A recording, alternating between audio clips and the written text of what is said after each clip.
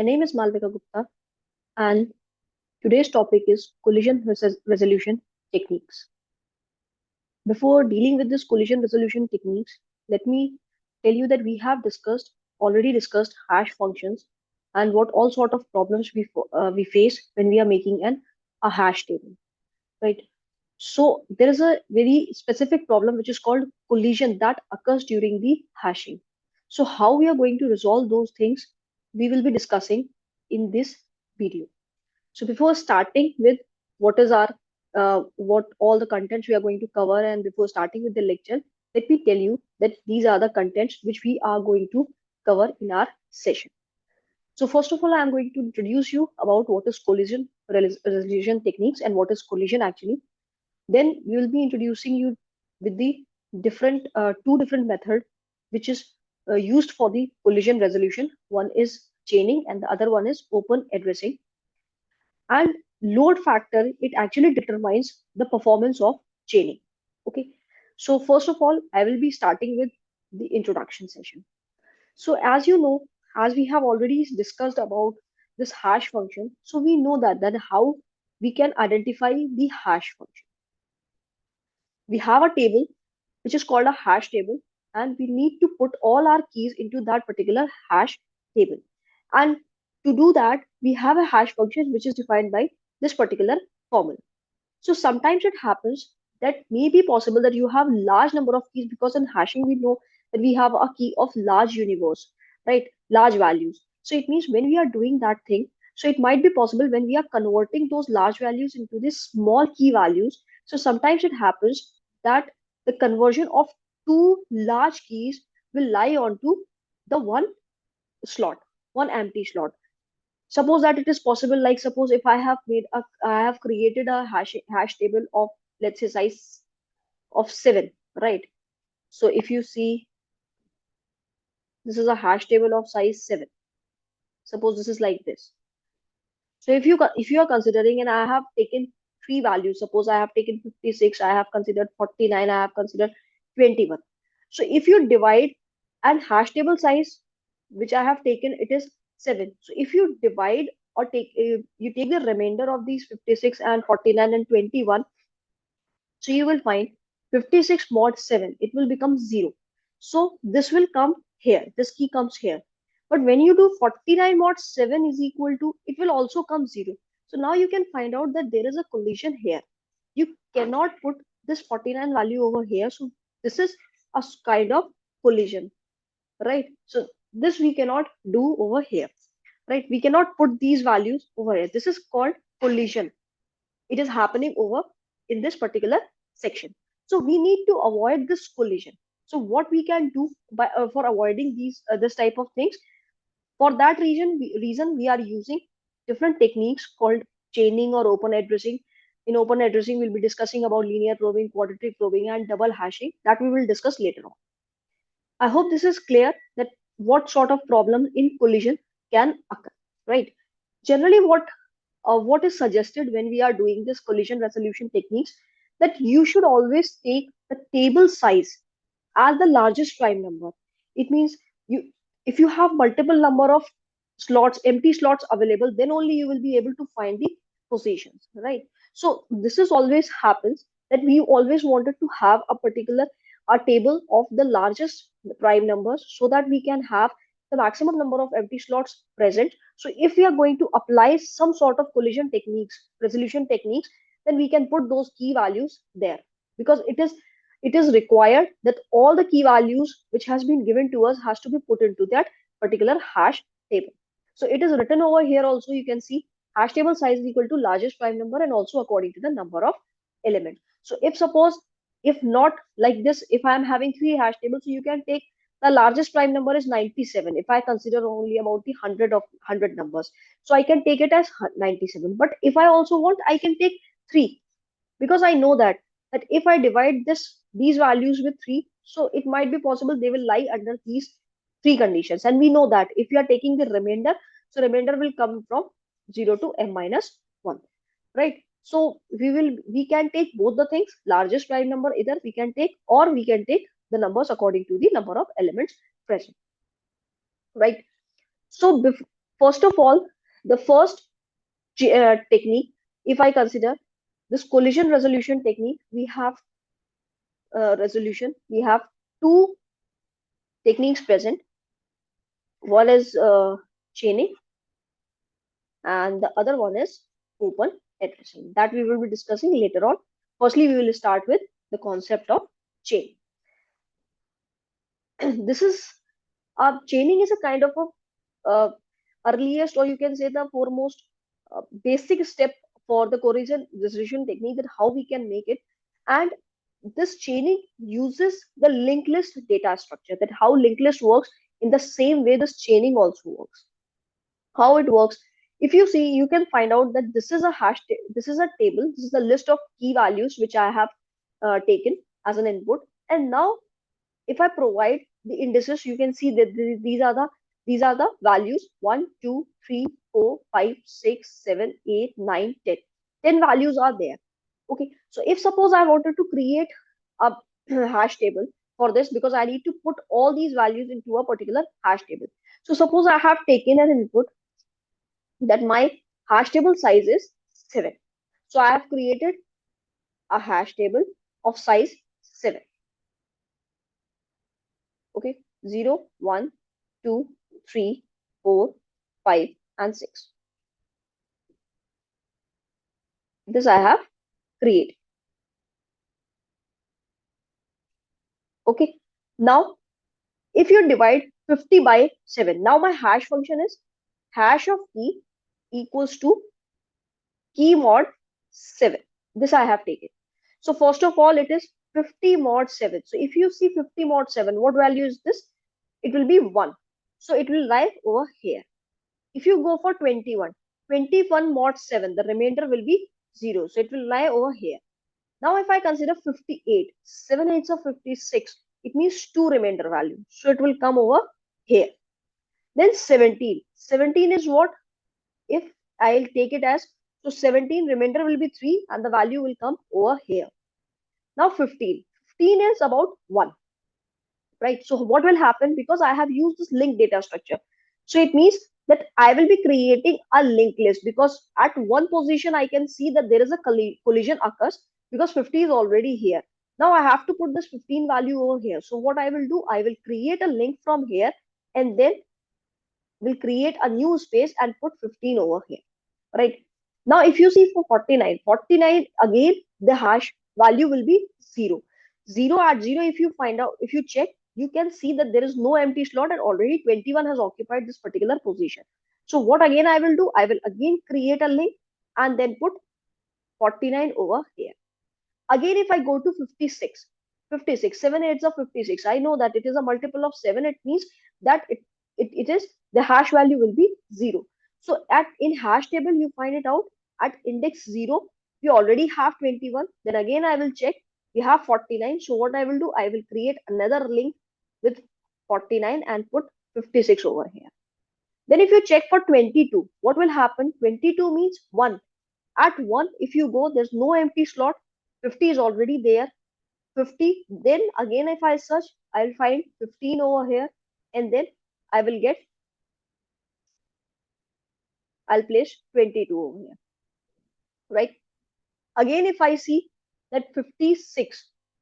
So what will happen? It's 58. Right? The next value is 23. What will happen? You will find out the remainder will be 23. So I will put, because 2 is already occupied, second position is already occupied at 58. So I cannot use this particular slot. So I have created a new link and then put 23 over here. Then 25. 25 means we'll get the remainder as 4. So what will happen? I will put 25 directly, because this is an empty slot. So you can see this is a concept of chaining that we have provided. But now you see that you have occupied extra space in this case. Although it's very simple that we are not supposed to do any manipulation or any calculation, but you can find it out. You can see from here that we have to occupy more space over here. So it means it occupies more space, right? It means that in case of chaining, it is not cache friendly. It's not cache friendly, right? Because it always wanted to have little bit more space. If the space is there, then only it will be happening, right? So mostly we always wanted to have some data, some key values in case of chaining. If you wanted to avoid this situation, that the value should be uniformly distributed. And for uniform distribution, we always expect that our chain length should be, it means the number of keys and my number of keys and should always be equal to the number of the hash table size. Then only I will be able to have a uniform distribution of keys in my hash table, right?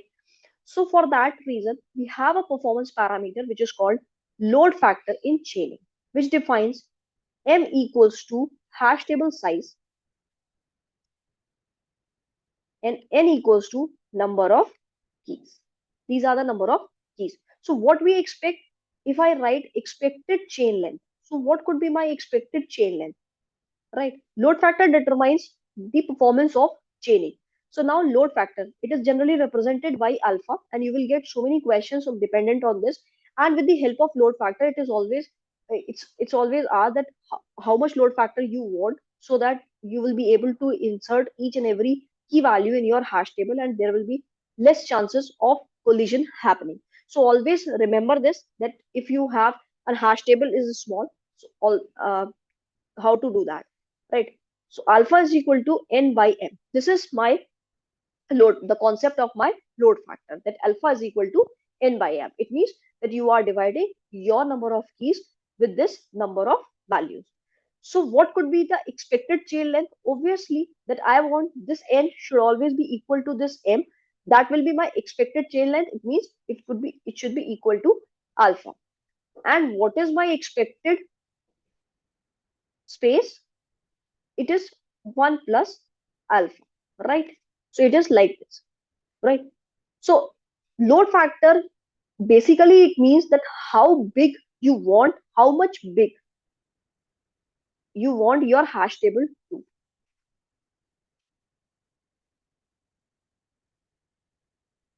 Okay, your hash table to, that how much big you want your hash table to be. So for uniform distribution, natural it's natural that your table size and your hash table size, number of should be equal to the number of keys available, right?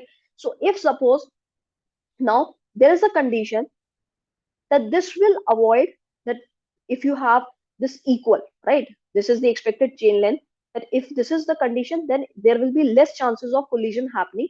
But if in case your hash table size is small, okay, your hash table size is small, so but your number of keys are large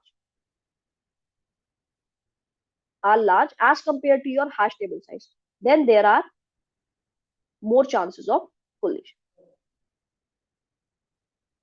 Okay, so if suppose your hash table size is very small, and but your number of keys are high, or you can say that your load factor is high, you can also write it like this, that your small hash table size is small and your load factor is high.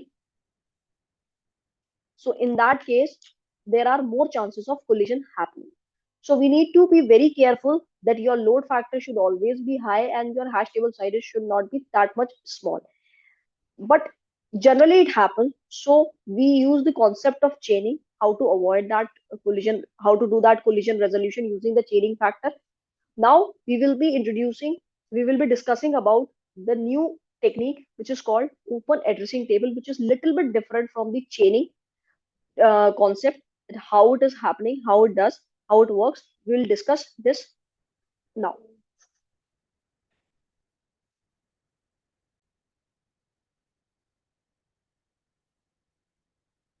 Okay, make sure a little bit of change.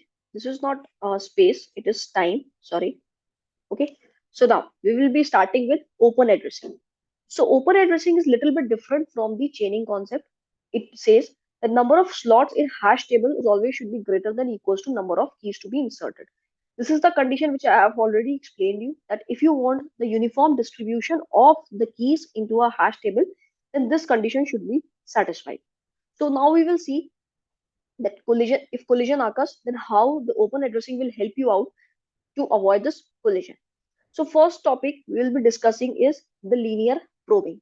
How to use this concept of linear probing, we will see here. Okay, so linear probing, it has a formula, hash of key of I equals to h of key plus I mod 7. Okay, hash of key of I, h of key plus I mod 7. What does it mean? I means number of times collision occurs. Okay, how many times the collision occurs? If collision occurs at the very first time, collision will not occur. So the value of I will be 0. Second time, if the collision occurs for once, suppose that particular position, if suppose I am taking 49 and 21, both the position. So for 49, there is no collision. The value for I will be 0. But if I consider for 21, then there will be a collision and it will occur for once. So the value of I will become 1. So basically what we are going to do, we are going to find the linear, we are going to search the empty slot linearly, right? So suppose these are the values which I have to put into the hash table. So how many values are there? 1, 2, 3, 4, 5, 6, 7. So I'm taking hash table size as 7. Okay, I'm here making it here. Suppose it is here 1, 2, 3, 4, 5, 6 and 7. 0, 1, 2, 3, 6, right? So my hash function is, what is that hash? I told you that I will be taking my hash function value as hash key I, h of key plus I mod 7 I am going to consider, right? This will be m. M is the hash table size. So my m will be 7. So 50 mod 7. 50 mod 7 is what? 50 mod 7 will become 1, right? So I will put 50 value over here. There is no collision. So the value of I will be 0. Only 50 will be written. Now we'll consider the next value as 51. Now 51, if you divide 51 by 7, it will come 2. So there's an empty slot and there is no collision at all over here. So I'll write 51 over here. Then second value is, third value is 49. If you check for 49, 49 mod 7 is equal to 0. It means at 0 also you find out that it's an empty slot. You just put the value 49 over here. Now if I consider 16, this next value. So 16 mod 7 is 2. But now if you search over here, then what will happen? You can see that this is not an empty slot. Already 51 is there. So you will find linearly the next position, next slot you will search for. So if I write over here, then I can see I will solve this question. If I solve it accordingly, hash of key, collision has occurred for once. H of key is what? For 16 it is 2 plus I it is 1 mod 7. So 2 plus 1, 3 mod 7 is equal to 3 and 3. Now you move to third position. If you see for the third position, there is an empty slot. So what I will do, I will directly put the 16 over here. So this is the usage of this formula, that how we are going to use this particular formula. Next value is 56. Now search for 56. If you see 56 mod 7 is equal to 0. At 0, if you see, there is a collision occurs, right? So if you write it like this, so 56, 0 plus 1. At 1, you can put the value. But at 1 also, again, you find out that there is a collision. So what will happen? 0 is as it is. H key is fixed. But now the collision has occurred for twice. So you will see 2. At 2 also, if you see, there is a collision occurs. Because there is a value is there. So 0 plus 3. What will happen? 3 will come. Then 3, at 3 also you can see that there is a collision at 16. So again there is value, right? But 0 plus 4, it means fourth time the collision occurs. So now 4 mod 7 has come. So for 4 mod 7, we have an empty slot. So we will put directly this 56 over here. Again, if I go for 15, then you can find out that 15 means that I have collision at this particular position. So it means that I will be searching 1, 2, 3, and then fourth position. 19, it will be 4, so I will have to put this value over here because there will be a collision at this particular position. So once I will do, because 19 will practically comes over this 5, right? So at 5 we already know that 15 is already present, so it means there is a collision. So at one place we have to shift linear, right? So this is the condition that how we are using the concept of linear probing, right? Now what will happen, you may ask this question to me that yes, this question may arise in your mind that if suppose I have some di- distributed value, suppose this 49 is here, 16 is here, 19 is here, and again I wanted to put 50, right? So how I am going to do that if the entire is free but this position? So I will go for the circular insertion also. Circular insertion can also be done if suppose the last position is there and if 6 is there. Suppose I have to put some value at sixth position, but this 0 is empty. So what will happen? I could not put it over 6. I cannot move backward direction. What I can do, I can go circularly and I can put my value over here. So I will be considering another example to explain you this concept.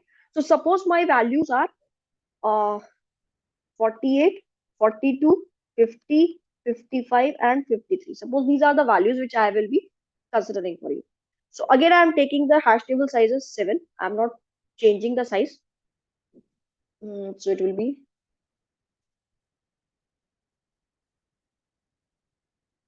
7. Let me consider 0, 1, 2, 3, 4,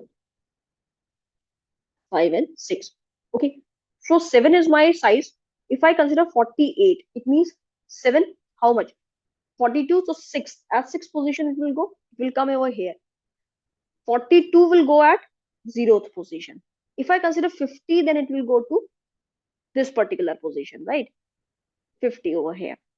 If I go for 55, then it will go to 48 because 55 means 55 mod 7 is 6.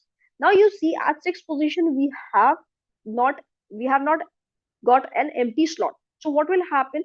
I cannot move in the backward direction. What I can do? I can go circularly. I can move circularly. So for that reason, because we have to get the value 0 m plus m minus 1. So what will happen?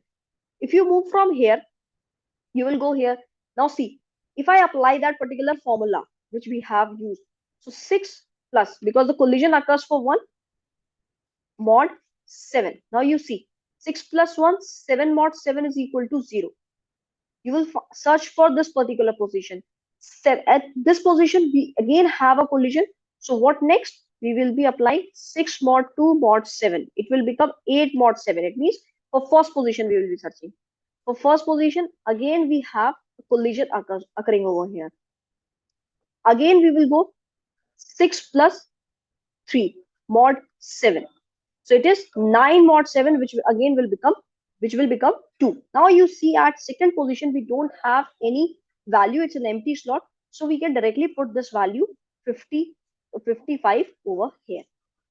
So that's how we have got this happening. Now at 53, if we see 53 will come over here directly. So this way you can find out that yes, we can do the circular insertions also if this condition happens. Right? I hope this is clear to everyone that how we are doing the concept of linear probing, right? So now there is another concept which occurs with linear probing is this is the concept of insertion. Now what will happen if we do some deletion? If deletion is happening, so I will be considering some concept with you, like how to handle the deletion process. Okay, how to handle deletions, how we will be doing this. So deletion has to be done. So now again, I have these are the this is the question that we will be deleting, because this is, see, insertion we have done the searching process. Now we are going to delete this one. Again, I am considering the array size, the hash table size as the same hash table size 7.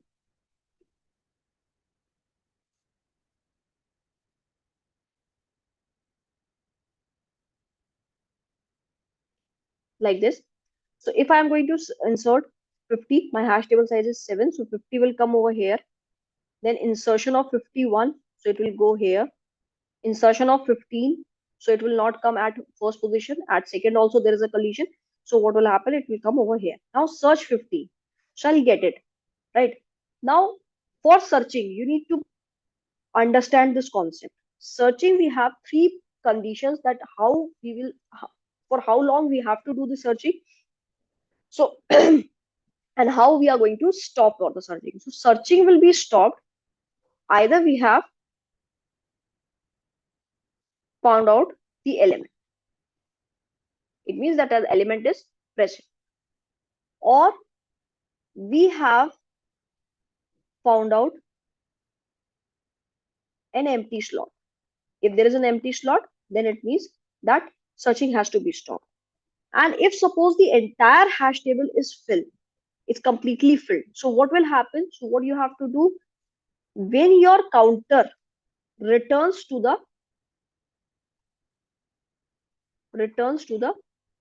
same slot.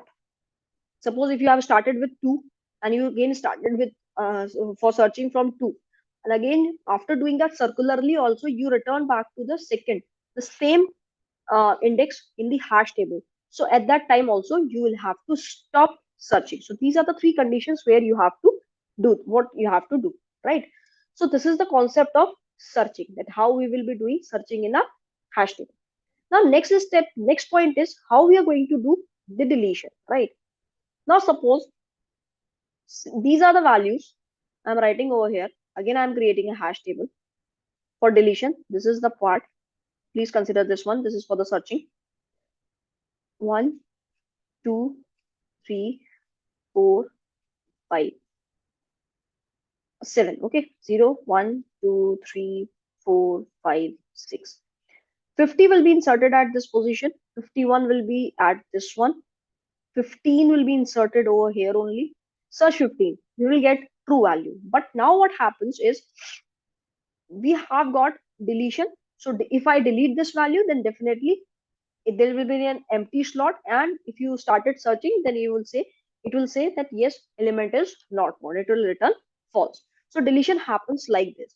But now we have to see that how we will be. Now in this question, what I'm going to do, I'm going to delete this one. I have inserted 50. Again, I have inserted 51. 15 already I have inserted.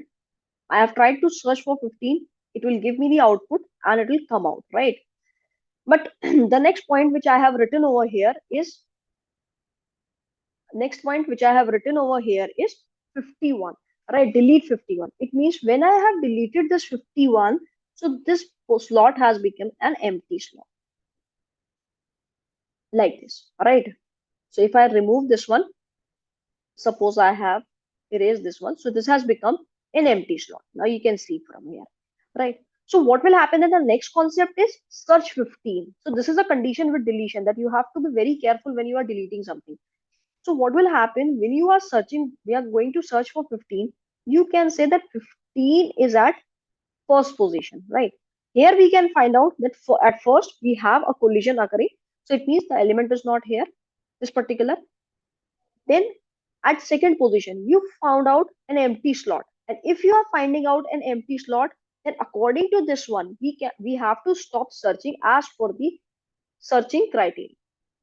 Now we know that it will return false, that we don't have this element present, but we know that in our hash table we have this element present, right? So what will happen? What we have to do now? What we are going to do in this situation? That suppose again I am creating the same hash table.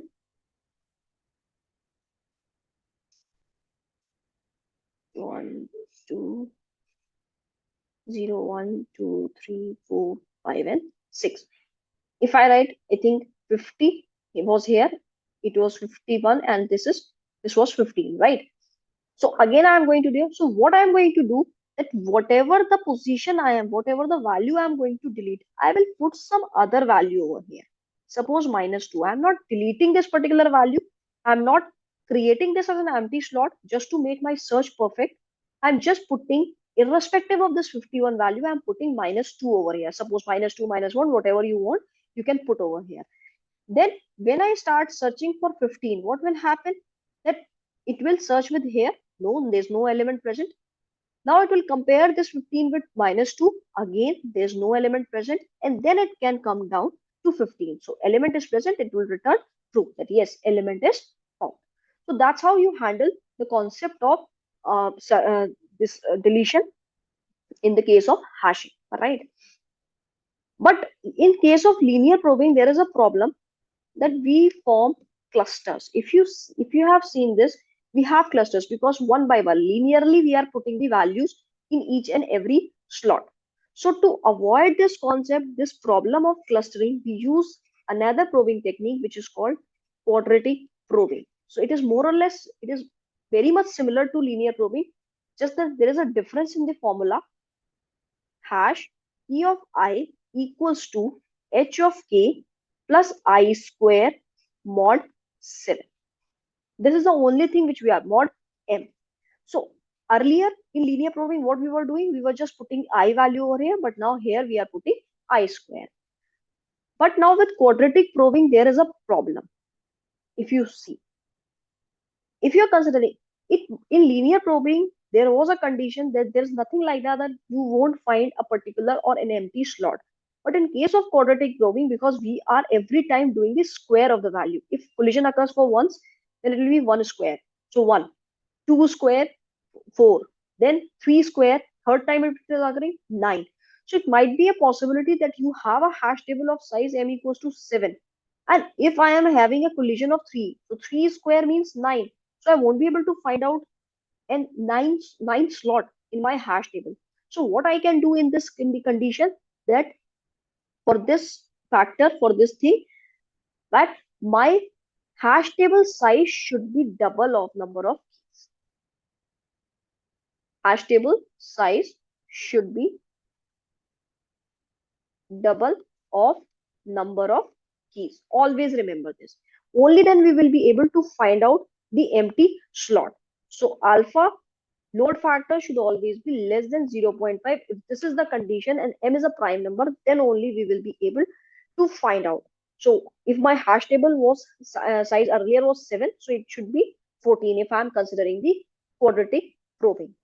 But in case of quadratic probing also, it just limits your that problem of clustering. It little bit it justifies your problem of clustering, but the problem of clustering again occurs, right? So to avoid that, we are going to discuss the concept of double hashing that we'll be discussing in the next video. So we'll be discussing this thing into the next video. So thank you for this.